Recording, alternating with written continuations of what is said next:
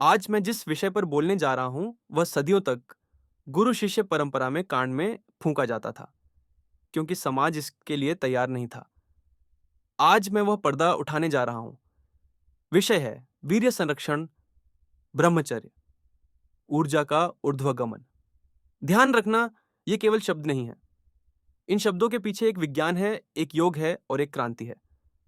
मित्रों, तुम्हारे शरीर का वीर्य कोई साधारण द्रव्य नहीं है।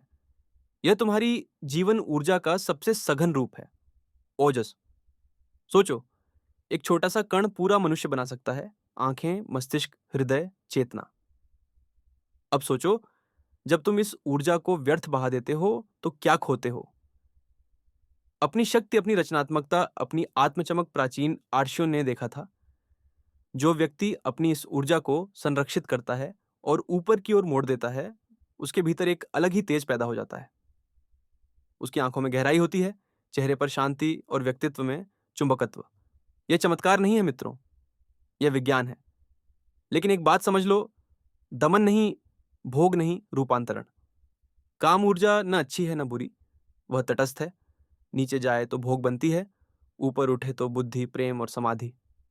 अब प्रश्न है, ऊर्जा ऊपर कैसे जाए? सबसे पहली कुंजी है श्वास। जब काम जागता है तो श्वास तेज और उथली हो जाती है। तुरंत क्या करो? श्वास धीमी करो, गहरी सांस लो, पेट से सांस लो। जैसे ही श्वास गहरी हुई, ऊर्जा का प्रवाह बदल गया। दूसरी कुंजी है मूलबंध। गुदा और जनेंद्रिय के बीच के क्षेत्र को हल्का संकुचित करो। यह ऐसा है जैसे ऊर्जा को नीचे गिरने से रोककर ऊपर मोड़ दिया जाए। यह हजारों साल पुरानी सिद्ध विधि है। तीसरी बात, साक्षी भाव। जब काम विचार आए तो उससे लड़ो मत और उसमें डूबो भी मत।